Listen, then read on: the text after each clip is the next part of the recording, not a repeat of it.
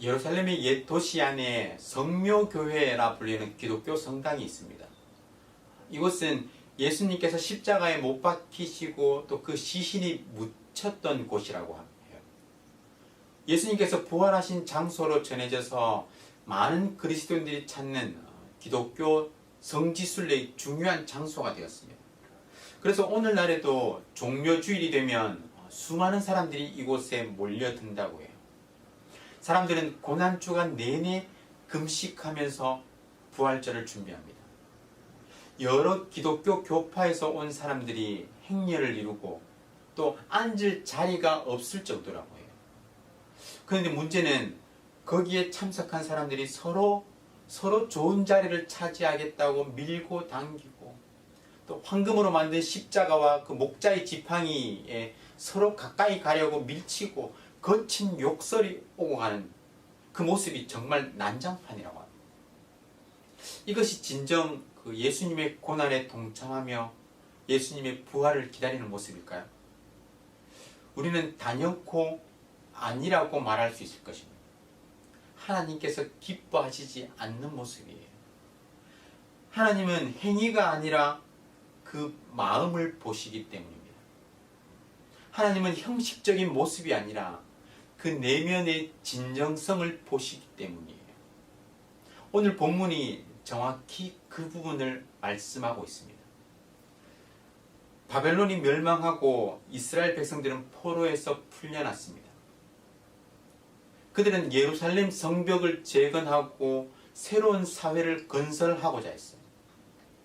하지만 사회적인 혼란 속에서 빈부격차는 날이 갈수록 심해졌고 또 약한 자들이 압제당하면서 또 착취당하는 일들이 많아지기 시작했습니다. 이러한 상황 속에서 하나님이 기뻐하시는 삶의 모습, 진정한 삶의 예배가 무엇인지 오늘 본문은 말씀하고 있는 것이죠. 1절에서 이렇게 말씀합니다. 크게 외치라. 목소리를 아끼지 말라. 내 목소리를 나팔같이 높여 내 백성에게 그들의 허물을, 야곱의 집에 그들의 죄를 알리라. 하나님은 선지자에게 이스라엘의 죄를 크게 외치라고 명령하십니다. 왜냐하면 이스라엘은 하나님께 예배드린다고 하면서도 여전히 죄를 짓고 있었기 때문입니다. 금식과 같이 외적으로 드러나는 그 경건의 모양은 잘 지키면서 내면적으로는 여전히 죄 가운데 살고 있었기 때문이에요. 그러면서 그들은 오히려 하나님께서 자신들을 알아주지 않는다고 불평까지 하고 있습니다. 그것이 3절 말씀이죠. 우리가 금식하되 어찌하여 주께서 보지 아니하시며 우리가 마음을 괴롭게 하되 어찌하여 주께서 알아주지 아니하시나이까. 이런 위선적이고 또 이중적인 모습을 지적하시면서 하나님은 그들의 죄를 크게 외치라고 말씀하시는 것이죠. 이스라엘은 형식적이고 또 가식적인 신앙생활을 하고 있었습니다. 그들은 겉으로는 정기적으로 그리고 자주 하나님의 뜻을 구하면서 하나님의 길을 배우는 것을 기뻐하는 것처럼 보였습니다. 2절의 말씀처럼 공의를 행하며 하나님의 규례를 준수하는 나라처럼 보였어요. 하지만 실상은 달랐습니다. 그들은 정해진 예배를 드리고 금식하며 하나님께 자신을 드러냈지만 하나님은 그러한 수고를 인정해 주시지 않았습니다. 무엇이 문제일까요? 하나님은 4절에서 말씀하십니다. 보라, 너희가 금식하는 날에 오락을 구하며 온갖 일을 시키는도다. 보라, 너희가 금식하면서 논쟁하며 다투며 악한 주먹으로 치는도다. 너희가 오늘 금식하는 것은 너희의 목소리를 상달하게 하려는 것이 아니니라.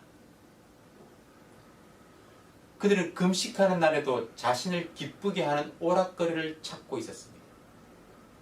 안식일에 오히려 종들에게 일을 시켰어요. 금식하면서 분쟁과 갈등을 멈추지 않았습니다. 오히려 폭력을 일삼았던 거예요. 여러분, 금식이 무엇입니까? 금식은 음식을 먹지 않으면서 하나님 앞에 자신을 철저히 낮추는 경건한 행위였습니다. 특별히 고통 중에 참회하거나 슬픔의 표시로 금식을 행했어요. 자기 자신을 부인하고 오직 주님께만 의지하겠다는 신앙의 자세로 행하는 것이 금식이었습니다. 하지만 이들은 금식의 정신은 잊어버리고 그 행위만 남은 것이죠. 그들의 마음이 담기지 않은 행위를 통해서 하나님을 자신의 뜻대로 움직이려고 한 것입니다. 이러한 것은 하나님이 기뻐하시는 금식이 될 수 없는 것이죠. 하나님이 기뻐하시는 금식, 하나님이 받으시는 금식이 무엇입니까? 6절과 7절에 나오죠. 하나님은 흉악의 결박을 풀어주며 멍에의 줄을 끌어주며 압제당하는 자를 자유하게 하며 모든 멍에를 꺾는 것을 기뻐하십니다. 줄인 자에게 양식을 나누어 주고 또 유리하는 빈민을 집에 들이며 헐벗은 자를 보면 입히고 또 고륙을 피하여 스스로 숨지 않는 것, 이것을 기뻐하신다고 말씀하셨어요. 하나님께서 기뻐하시는 것은 금식 그 자체로서의 행위가 아니라는 거예요. 사실 구약에서 하나님이 금식하라 라고 요구하신 것은 몇 번 되지 않습니다. 대부분의 경우 위기의 그 상황에서 스스로 통회하고 자복하는 마음으로 자발적으로 금식을 행한 것이죠. 하나님은 특정한 기도 행위, 금식을 더 선호하시지 않습니다. 하나님은 마음을 다한 예배, 하나님의 말씀에 따라 가난하고 약한 자들을 돕고 또 섬기는 것, 그것을 더욱더 기뻐하시는 것이죠. 그렇게 할 때 우리 8절, 9절에서 말씀합니다. 그리하면 내 빛이 새벽같이 비칠 것이며 내 치유가 급속할 것이며 내 공의가 내 앞에 행하고 여호와의 영광이 내 뒤에서 호위하리니 내가 부를 때에는 나 여호와가 응답하겠고 내가 부르짖을 때에는 내가 여기 있다 하리라. 여러분, 빛이 비치면요 어둠은 물러가는 거예요. 빛은 거짓이 아닌 진리를 드러냅니다. 마찬가지로 하나님의 뜻을 따라 공의를 행하며 또 가난하고 약한 자들에게 도움을 줄 때 하나님은 그들의 간구에 응답하시고 자신을 드러내시는 것입니다. 하나님이 함께 하시는 것이죠. 11절은 우리가 잘 아는 말씀이고 너무너무 좋아하는 말씀입니다. 여호와가 너를 항상 인도하여 메마른 곳에서도 내 영혼을 만족하게 하며 내 뼈를 견고하게 하리니 너는 물된 동산 같겠고 물이 끊어지지 아니하는 샘 같을 것이라. 우리가 흔히 실수하고 또 간과하는 부분이 말씀의 특정 부분만을 떼어서 그 말씀만 기억하는 거예요. 11절의 말씀이 얼마나 축복된 말씀입니까? 하나님께서 우리를 항상 인도하셔서 메마른 곳에서도 우리 영혼을 만족하게 하시고 뼈를 견고하게 하시고 물된 동산 같게 하고 물이 끊어지지 않은 샘 같게 할 것이다. 이 약속이 어떻게 이루어집니까? 누구에게 이루어져요? 하나님이 기뻐하는 금식을 행하는 자에게 이루어집니다. 하나님이 기뻐하는 금식은 특정한 날을 정해놓고 일주일씩 40일씩 금식하는 기도가 아니에요. 마음을 다해 하나님을 찾는 기도입니다. 하나님을 향한 진실한 마음이 금식으로 행해질 수도 있죠. 육신적으로 즐거운 그 모든 일을 중단하고 우리의 육체에 만족을 주는 음식을 먹는 것도 중단하는 그 금식으로 나타날 수도 있는 거예요.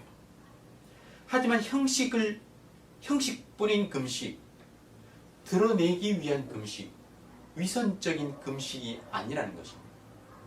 오히려 억울한 자를 얻게 하고 가난한 자를 배불리 먹이면서 압제당하는 자를 놓아주는 것이 하나님이 기뻐하시는 일입니다. 하나님의 말씀에 근거해서 우리가 행할 수 있는 그 모든 선한 일을 행하는 것, 그것이 바로 하나님이 기뻐하시는 금식이라는 거예요. 하나님은 그러한 자에게 즐거움을 주시고 또 이 땅에서 그를 높이시고 하나님께서 그를 친히 먹이시는 것입니다. 오늘 우리의 모습을 돌아보기를 원합니다. 2700년 전 이스라엘에게 있었던 그 흉내내는 모습들이 우리 가운데 있지는 않습니까? 하나님, 제가 이런 일들을 했습니다. 이런 일들을 하고 있습니다. 그러니 이렇게 일해 주십시오. 우리의 이기적인 목적을 위해서 하나님을 조종하려는 종교적인 행동들이 우리 가운데 있지 않나 하는 것입니다. 다른 이에게 보이기 위한 경건의 행동은 그 자체로 위선이고 교만이며 또 하나님을 이용하는 것입니다. 하나님께 마음을 다하시기 바랍니다. 하나님은 마음과 정성을 다한 예배와 기도를 받으시는 것, 그 기도를 들으시고 응답하시는 것입니다. 그 어떤 대가를 기대하면서 기도하는 것이 아니라 하나님의 말씀에 순종하며 공의를 행하는 삶을 통해서 하나님은 우리에게 복을 허락하시는 것입니다. 우리가 무언가를 얻기 위해서 하나님과 관계를 맺는 것이 아니라 하나님과 사랑의 관계를 맺는 것, 그것을 기뻐할 때 하나님은 우리에게 필요한 것을 채우시는 것이죠. 하나님과 진정한 사랑의 관계를 맺으면서 하나님을 기쁘시게 하는 저와 여러분 되시기를 주님의 이름으로 축원합니다. 하나님을 이용하는 종교적 신앙이 아닌 하나님의 그 사랑을 경험하는 참된 신앙의 삶을 살아가시기를 우리 주님의 이름으로 축원합니다. 구국 기도문으로 함께 읽으며 기도하겠습니다. 우리 마음을 다해서 기도에 동참해 주시기 바랍니다. 다 함께 읽겠습니다.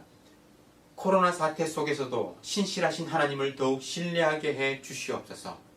이 모든 상황을 믿음으로 버티고 인내하며 회복을 경험케 해 주시옵소서. 코로나 재난으로부터 모든 성도들을 눈동자처럼 지켜 보호해 주시옵소서. 코로나19가 베트남과 대한민국과 세계에서 속히 지나가게 해 주시옵소서.